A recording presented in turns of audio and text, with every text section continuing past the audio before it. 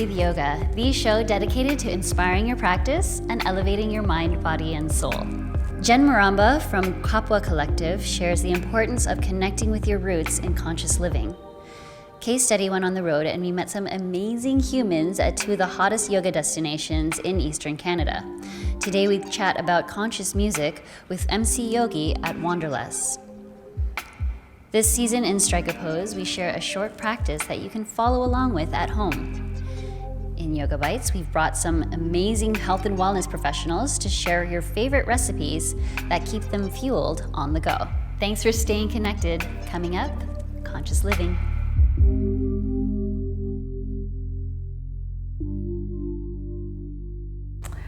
Kapwa Collective is a mutual support group of artists, critical thinkers, healers, community workers that seek to bridge narratives of the indigenous and the diaspora, and also the Filipino, or we like to say Filipinx, and the Canadian.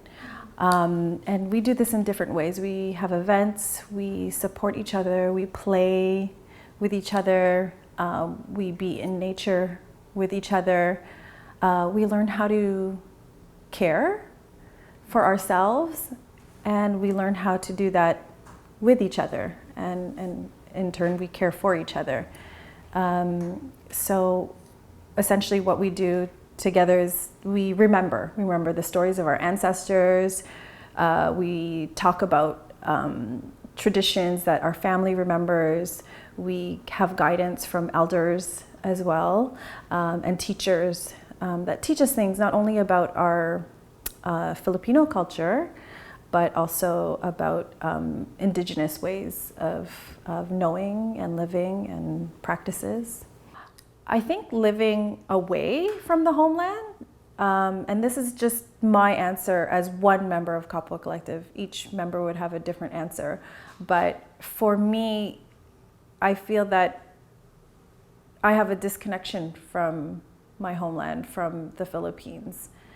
And there's something inside of me that drives to understand that.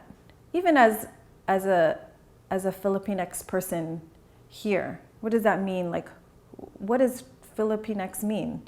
And so hearing the stories even from my family here and going back home to understanding or embodying what those stories are, learning with the land, and also those teachings from elders about nature, understanding how nature plays a role in the everyday life of our family or as an individual.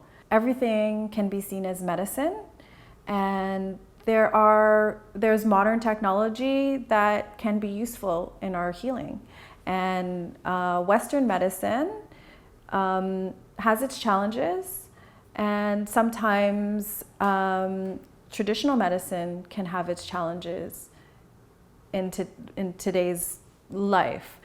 But I think the question is how can we look at all of those medicines as just, one part of our healing?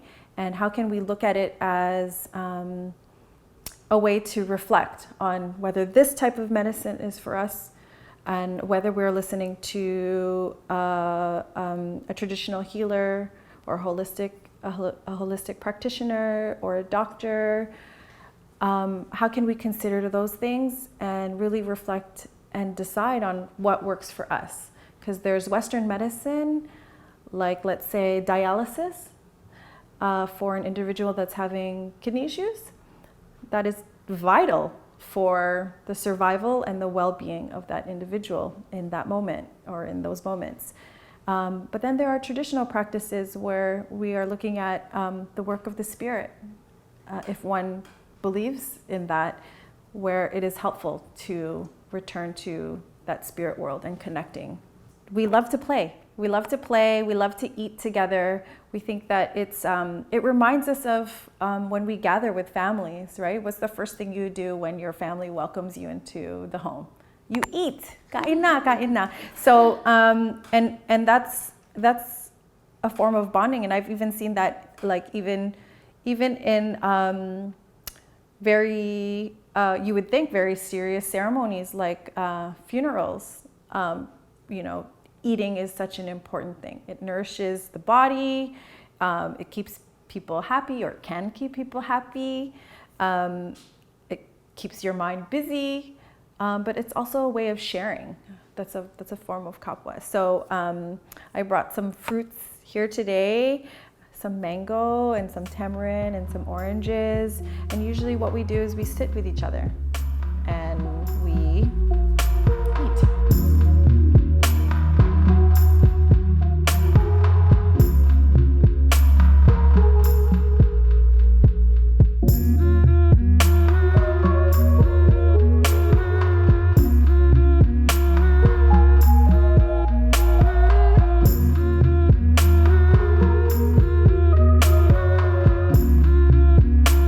The message is not so much a message from me, but maybe it's a question. Maybe it's a question for that self, that indigenous self, that true self within you.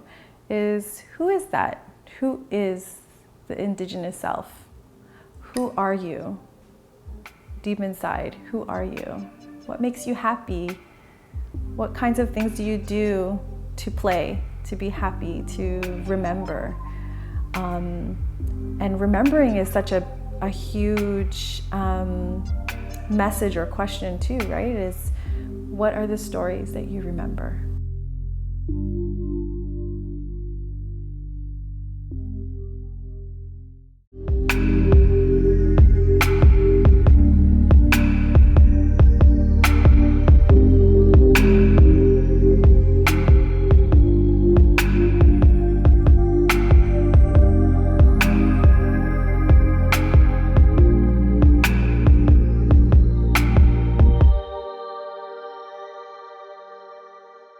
Everyone, welcome back. There is an emerging genre of music that is conscious. It speaks of love, it encourages, it empowers, and we have the leader in this movement with us here today, MC Yogi. Thank you for having me. Thank you for being here. Now, when did you notice this rise in this genre? I've been listening to spiritual music for, as long as I knew about Bob Marley, which is probably when I was 6 or 7 years old. And so I feel like this spiritual music has been around since the beginning. In fact, all music is spiritual. All music comes from worship. All popular music essentially comes from gospel music. And so for me, music as a way to connect to a higher power and a bigger energy is a form of yoga. So. It is, absolutely. So what inspires you? You said Bob Marley. Are there other musicians or maybe nature that inspires you? The biggest source of inspiration for me is my wife. She's an artist. I grew up as a graffiti artist, and she's a painter. So we travel all around the world performing music, painting, and teaching, and just sharing all the teachings that we've been exposed to over the years. I've been practicing for about 20 years.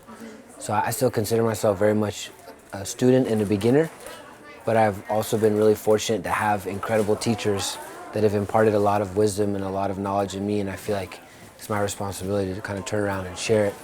So hopefully it'll inspire that next 17-year-old kid who's just getting out of juvenile hall. It was sort of like me. Hopefully I could turn them on to like some yoga and some of the teachings to help them out along the way. What is the message that you want to connect with people? Well, right now we live in a culture where there's so much emphasis on the things that separate us. There's a lot of talk about building walls and get rid of this kind of people, and these kind of people are bad, and all this kind of divisive misinformation. So what I've learned through yoga and meditation is that we all have one thing in common, which is this planet. We all have to live here. So why not live here peacefully and in a joyful way? Why not make life more of a festival? Why not come together and dance and celebrate, have a good time, enjoy poetry and music and food and culture, connection, make new friends? I just feel like we could literally create heaven on earth if there's more people with this energy of like, let's generate more beauty, more art, more love. And so that's been my driving, that's my motivation. Your driving force. Yeah. So have you noticed that there's been almost also a rise in consciousness. Like I've seen in the mainstream that more people are searching for something to inspire them, more so now than ever. I don't know. Is that something that you've noticed over the years? I think consciousness is like every morning we wake up, we become conscious, and then we go to sleep and we become unconscious. And that's been happening for a very long time. As long as we've all lived. And I think as you know, we sort of evolve and develop, we're becoming more awake, and then we slip back into sort of a sleep or a trance, and we dream, and our mind wanders, and we have fantasies and desires, and we get hungry, and we get thirsty, we get grumpy. And so the yoga for me is like, how quickly can I come back to waking up and being grateful and looking around being like, whoa, I'm conscious. Okay. I'm aware of my heartbeat. I'm looking around and see all these incredible people. I have food, I have shelter. So much to finding be grateful gratitude. for. Gratitude's huge. Because the moment you shift from being grateful and thankful, I have a friend who always says, stop thinking and start thanking. Because sometimes, you know, as human beings, we get trapped in our head. And the moment that I can jump out of my head and back into my spirit, I feel so happy. So that's my practice, and that's why I use music and yoga is to stay in that space for longer periods of time. Now, where do you see this movement heading? Well, after this, I'm gonna go up the mountain, and I'm probably gonna work on some music. I mean, the way that the movement is going is around. Right. Everything goes around and around. Yeah, everything comes around, and we think stuff is new, but it's been around. It's just, it went out of fashion for a while. So the people who are into trends, they're not really paying attention to it. But then it comes back around. And everything is like that, it's just balance. Things get too superficial. If we get too focused on what's not important, then something kicks in, like we get sick, someone in our family dies, and then our priorities totally shift again. And we reconnect with what's important. And I think as a society that happens all the time. You know, when like something horrible happens, you see a lot of times it can bring out the best in people. And sometimes not so much. Sometimes not so much. But that's the stuff that people need to work on, yeah? Yeah, it's all coming up so that we can keep working through it and as a species evolve until we can live in a way that's harmonious with the environment. Because right now, we're living in a way we're destroying our own habitat. And there's not too many creatures or species that do that.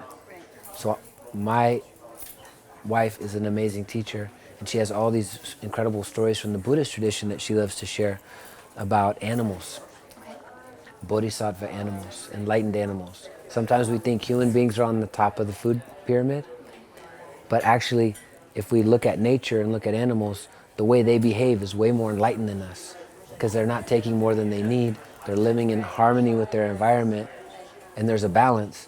And so I feel like the more we can emulate nature, that's why when we do yoga, we do like a tree pose or a mountain pose or a snake pose or a dog pose. It's all relative to nature. So to reconnect to our Buddha nature, our true nature. Yeah. Do you have a message for anyone who's searching for inspiration?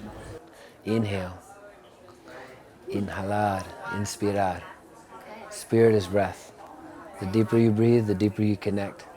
The more you can blend your mind back into your spirit, the more you can source inspiration from inside. It's funny that you say inhale because all day today I've seen the words exhale. Yeah, so I love that yin. Yeah. The yin and the yang is very important. Finding that balance. Yeah, well, you know, a lot of us are waiting to exhale. It's true. Well, you know, it's good to inhale too. Soak it in, shine it out. Yeah. Well, thank you so much for being with us. Thanks for having me. So what's the name of this program? It's called Live, Breathe Yoga. There you go. Yeah. Live, breathe yoga. That's all you gotta do. That's what it's all about. Coming up after the break, strike a pose. Stay with us.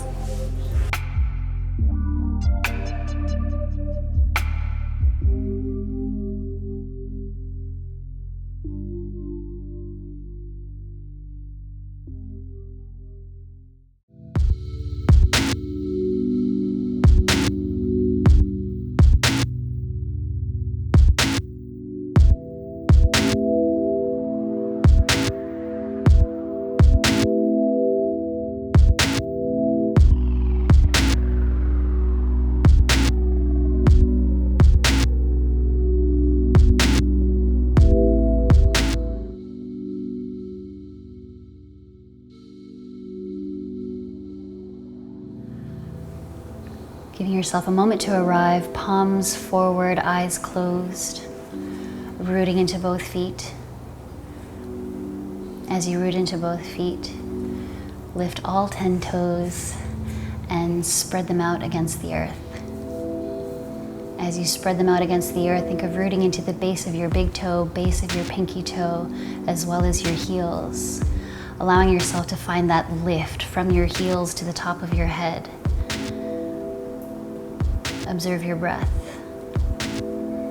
Observe your shoulders rise and fall with each breath.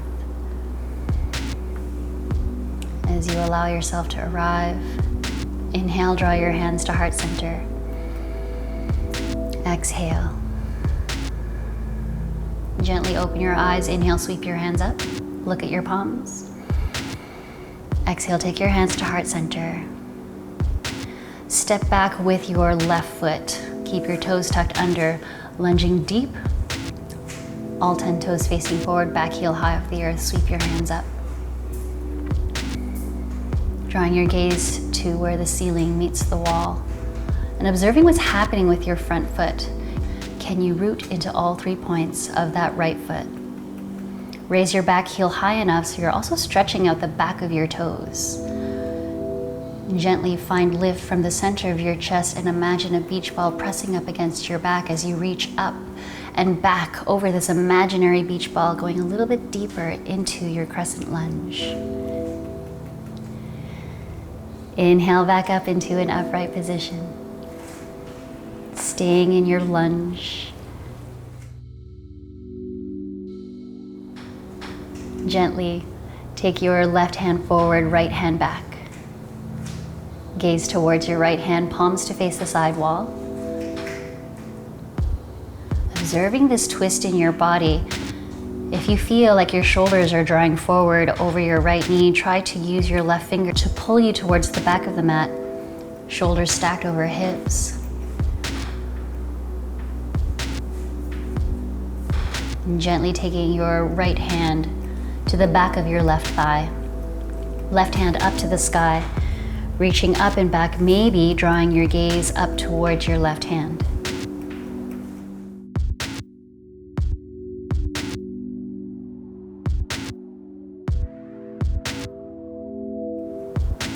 Inhale, hands back up to the sky, squaring your shoulders to the front of your mat. Exhale here. And gently taking your hands down to the earth. Step forward to the top of your mat. Inhale to a flat back. Exhale, fold. Bend your knees, letting your chest rest against your thighs. Shake your head yes. Shake your head no. Coming back to a neutral position. And gently from here, sweep your hands up, straighten your legs, Uttanasana. And exhale, hands to heart center.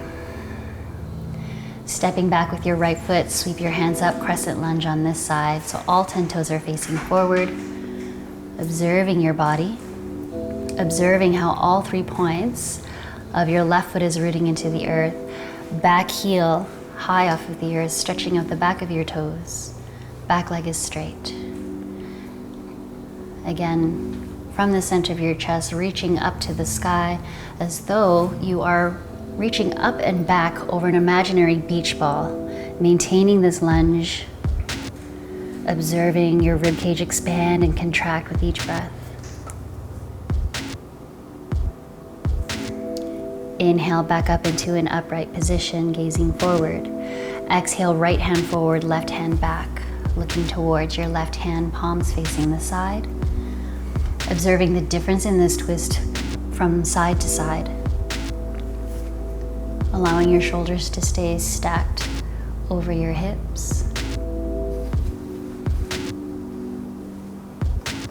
And gently taking your left hand to the back of your right thigh, right hand up to the sky, reaching up and back. Drawing your gaze to your hand if that feels comfortable.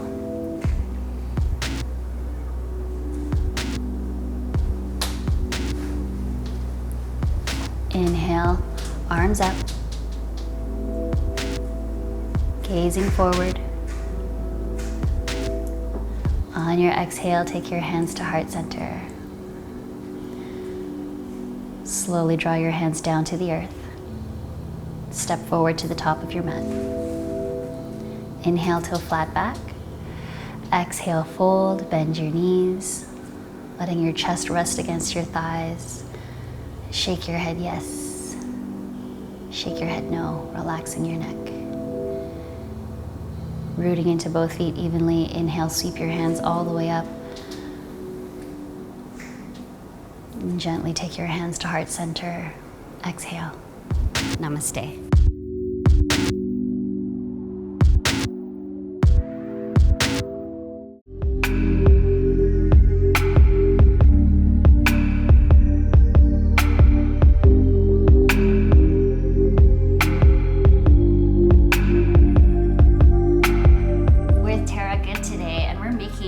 Go-to salad.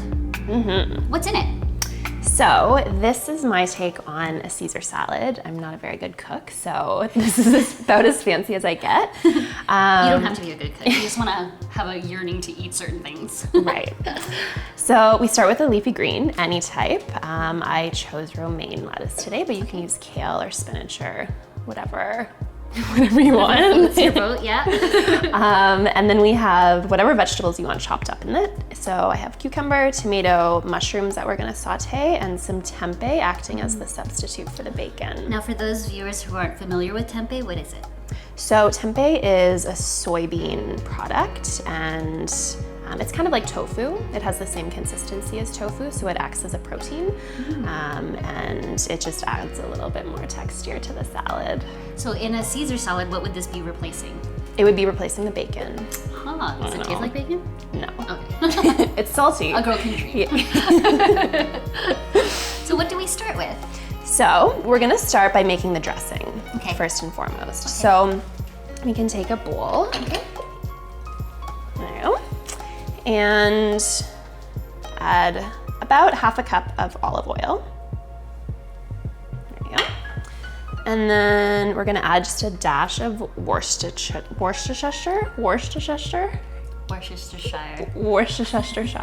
sauce. Yes. So just a dash of that. Okay, shall I start mixing while it's in here now? Sure. Okay.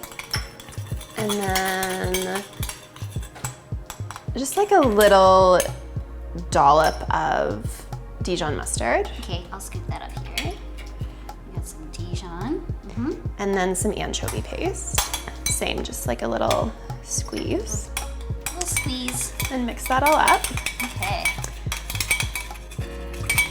Yeah. The anchovy paste is the secret. That's the secret. That's what makes it kind of spicy. That makes it the Caesar. That really does make it the Caesar dressing, right? And then we're gonna add some minced garlic. To this? To this, yeah. So it really depends how garlicky you like your stuff. Ooh, this is a lot of garlic. I like my stuff garlicky. Okay, and then we're gonna add a squeeze of lemon juice to freshen it up. And then this goes into the oven? And then that will go in the oven at 350 for about 20 minutes or so, or until they get crispy. Okay. And these act as the croutons. Perfect. So, with the magic of television, we actually have some roasted chickpeas. Yeah, so we'll keep those there for now, and then we're just gonna saute the mushrooms and the tempeh a little bit, Okay. and then mix everything all together. Okay, let's do it. We'll put some olive oil in the pan. Sure.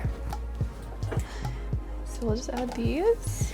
Does it matter what type of oil you use? I know that a lot of people enjoy using coconut oil, but will that alter the flavor of a Caesar salad, you think? I like using coconut oil to do it. I don't think it alters the flavor. Okay.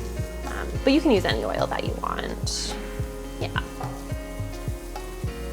And then the tempeh.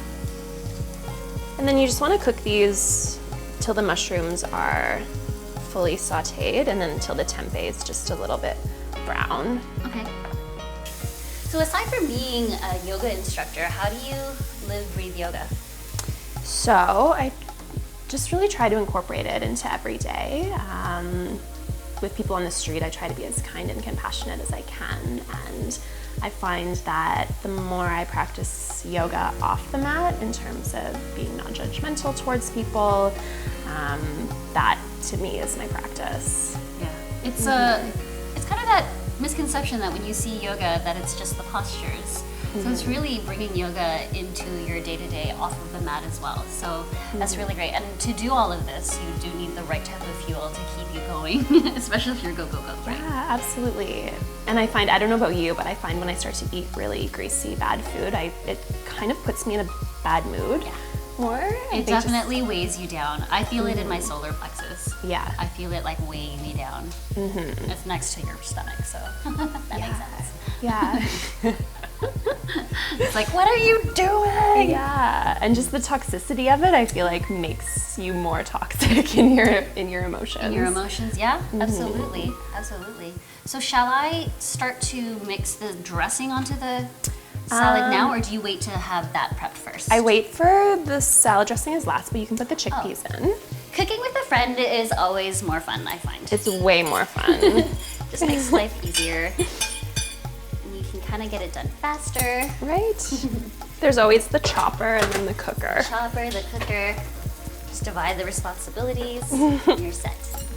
So the mushrooms are done. Okay. And we'll leave the tempeh in for a little bit longer. Okay. So you can just put them right in. So what styles of yoga do you teach? So I teach mainly vinyasa flow and restorative, but I'm also a meditation teacher. So I'm doing a lot of mindfulness meditation and meditations that incorporate energy work. Yes. And even with doing just energy work, that although you're not physically doing a lot of movement, it does take a lot out of a person. So that's even more of a reason to fuel yourself with things that help you feel light. Ooh, there's all of these different options that are out there to be a vegetarian, vegan even, and you really have to pay attention to what your body is asking for. If it's asking you to, go a little bit cleaner, maybe you could get away with not having all of that fried chicken. For a minute. You can always get back to it. It's always there for you. But you'll crave it again, maybe. Yeah, and again, it depends on how active you are in your lifestyle, right? So there we go. Bacon is coming in hot. There we go. Okay. And now you can add the dressing. Okay. Oh yeah. It's so thick with garlic. Oh my goodness. This is gonna be glorious. Do you plan your meals for the week? Nope. You know what? I kind of am getting that across the board from other guests as well. It's like, what can you make with what you have in your fridge or in your cupboards, and how can you make it so that it's nice and healthy, and can help you sustain your day. Yeah.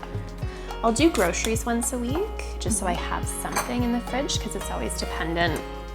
Like, I never really know when I'm gonna be coming home for the day. So then when I do, if I have something like this, all the ingredients ready, then it doesn't take very long to whip up.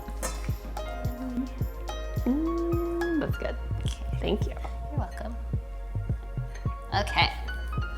I'm very excited. All right, bon appetit. Bon appetit. Enjoy. Thank you.